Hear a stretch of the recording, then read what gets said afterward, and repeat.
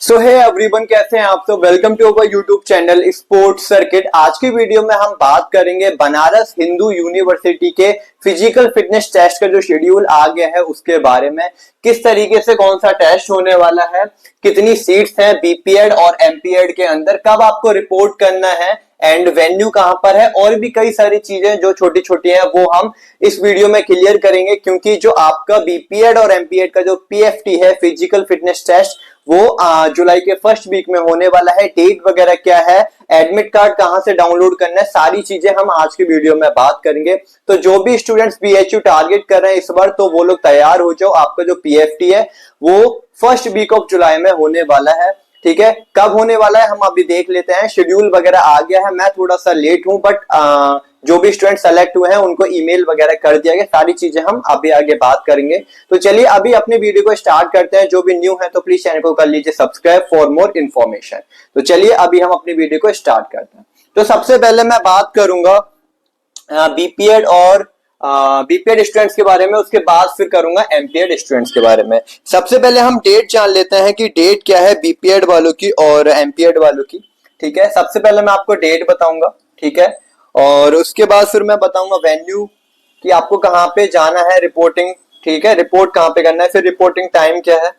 ठीक है, reporting time क्या रहने वाला है। ठीक है, फिर हम बात करेंगे कि डॉक्यूमेंट्स कौन कौन से कैरी करना है आपको। ठीक है, जब आप पीएफटी देने जाएंगे तो कौन कौन से डॉक्यूमेंट्स आपको लेके जाना है। एंड लास्ट हम बात करेंगे सीट कितनी है कैटेगरी के अकॉर्डिंग, बीपीएड के अंदर और एमपीएड के अंदर। सेम चीजें हम इधर एमपीएड में देखेंगे, सेम चीजें हम इधर बीपीएड में देखेंगे। ठीक है, तो एक एक करके मैं बताऊंगा। सबसे पहले मैं बीपीएड की डेट की बात करूं तो 7, 8 और 9 जुलाई को होने वाला है। ठीक है, जुलाई 2025 को इन लोगों का बीपीएड वालों का जो पीएफटी है वो होने वाला है। कब? 7, 8, 9 जुलाई को। ये 3 दिन चलेगा। ठीक है, अब काफी सारे स्टूडेंट्स का डाउट ये था कि जो 3 दिन है वो हमारा, जैसे कि कोई स्टूडेंट है उसका 3 दिन पूरा चलेगा, मतलब कुछ ये इवेंट आज होंगे कुछ कल होंगे, ऐसा तो ऐसा बिल्कुल नहीं है। जो भी आपका फिजिकल फिटनेस टेस्ट है जो बीएचयू कराता है हाफ टेस्ट, वो एक दिन में ही आपका पूरा कंप्लीट हो जाएगा। ठीक है, 7 तारीख को कुछ स्टूडेंट्स को आना है, 8 को कुछ को आना है, 9 को कुछ को आना है। इस तरीके से डिवाइड कर रखे हैं जो भी स्टूडेंट सेलेक्ट हुए हैं पीएफटी के लिए। ठीक है, यदि मैं बात करूं एमपीएड वाले स्टूडेंट्स के लिए, तो इनका जो डेट है वो है 4th, 5th एंड 6th जुलाई को। ठीक है, उनको जाना है 4, 5 और 6 जुलाई को। ठीक है, जो भी स्टूडेंट्स का जिस तारीख को है उस तारीख को रिपोर्ट करना है। ठीक है, वेन्यू कहां पर है, तो वेन्यू है भाई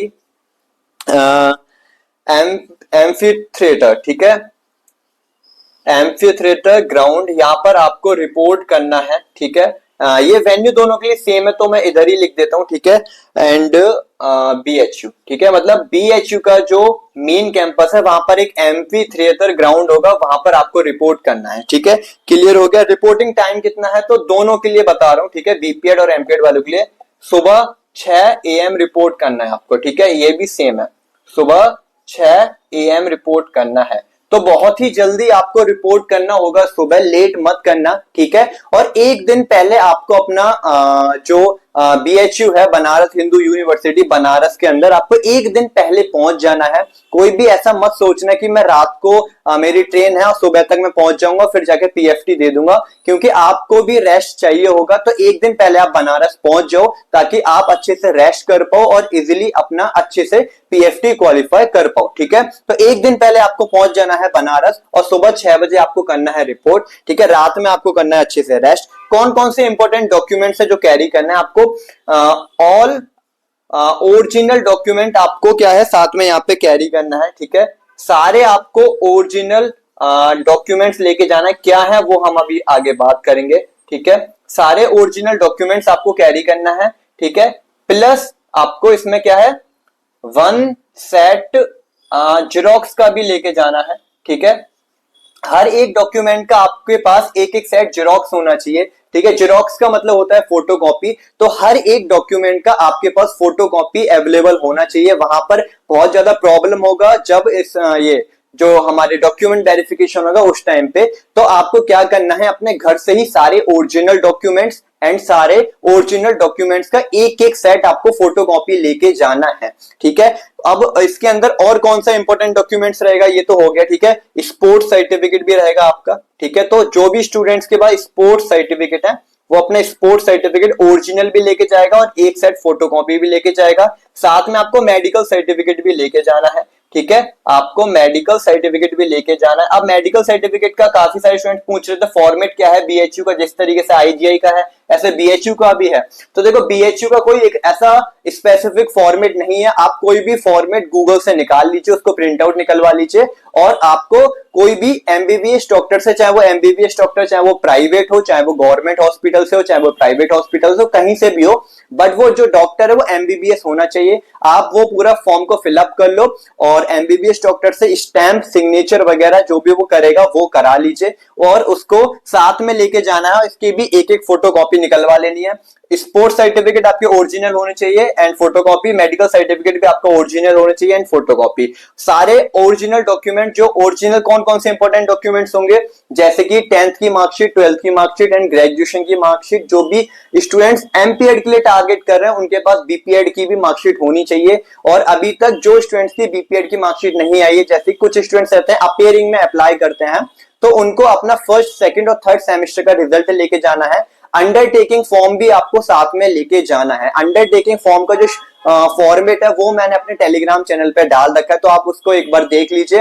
अंडरटेकिंग का मतलब है कि आपका जो माइग्रेशन हो गया या फिर जो आपका मार्कशीट वगैरह हो गया, डिग्री हो गया, वो आपका नहीं मिला है अभी तक, तो आप उसकी जगह अंडरटेकिंग फॉर्म को फिल कर सकते हैं, वो इनको दे सकते हैं ताकि आपको कुछ समय मिल जाए कुछ दिन का, कि मैं कुछ दिन बाद ये डॉक्यूमेंट आपको सबमिट कर दूंगा। ठीक है, तो इस तरीके से एक अंडरटेकिंग फॉर्म रहता है। जिसको नहीं पता है और जानना अंडरटेकिंग के बारे में तो मेरे को कमेंट बॉक्स में ड्रॉप कर देना, और फॉर्मेट चाहिए तो टेलीग्राम पे चले जाना, वहां मैंने फॉर्मेट डाल रखा है, आप देख लेना। ठीक है, वरना आप बीएचयू के ऑफिशियल वेबसाइट पे भी जाके उस अंडरटेकिंग फॉर्मेट को डाउनलोड कर सकते हैं। तो अंडरटेकिंग भी आपको साथ में लेके जाना है डॉक्यूमेंट्स के अंदर। ठीक है, ये सारी चीज हो गई। यदि मैं सीट्स की बात करूं, बीपीएड के अंदर कितनी सीट्स हैं, ठीक है, तो मैं कैटेगरी के अकॉर्डिंग बता देता हूं। देखो, सबसे ऊपर जनरल रखेंगे यहाँ पे, फिर ओबीसी, ठीक है, फिर ईडब्ल्यूएस, ठीक है, फिर एससी कैटेगरी, फिर एसटी कैटेगरी एंड फिर लास्ट में होगा हमारा वार्ड कोटा। ठीक है, इस तरीके से। तो मैं जनरल की यदि बात करूं कितनी सीट्स हैं, तो 25 सीट्स हैं बीपीएड के अंदर जनरल की। यदि मैं ओबीसी की बात करूं तो 17 सीट्स देखने को मिलेगा। यदि मैं ईडब्ल्यूएस की बात करूं 6 सीट देखने को मिलेगा। एससी की बात करूं तो 9 सीट देखने को मिलेगा।